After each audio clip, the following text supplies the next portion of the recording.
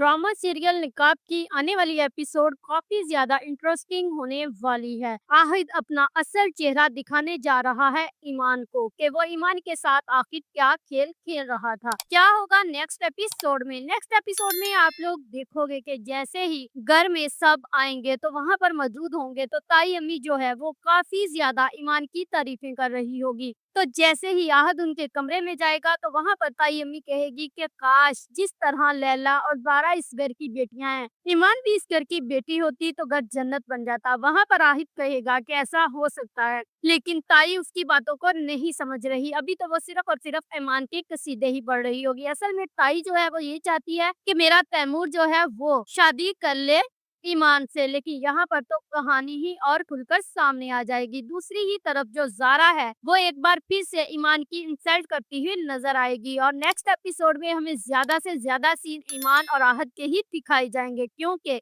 अब इन दोनों की कहानी होने वाली है क्लोज। तो जैसे ही ज़ारा वहां पर आएगी ईमान के पास तो कहेगी कि तुम्हारी सबसे बड़ी बेवकूफ़ी यही है कि तुम इस घर को अपना घर समझती हो, लेकिन ये तुम्हारा घर नहीं है और मैं कोई आहिद नहीं हूँ कि तुम्हारे गले पड़ा रहूंगा और तुम मेरे गले पड़ जाओगी। तो दूसरी ही तरफ जैसे ही ईमान आहद के घर जाएगी तो वहां पर आहद की माँ आहद से ये पूछ रही होगी, लैला से ये सवाल करेगी कि आहद किसी से मोहब्बत करता है, तुम्हें पता है?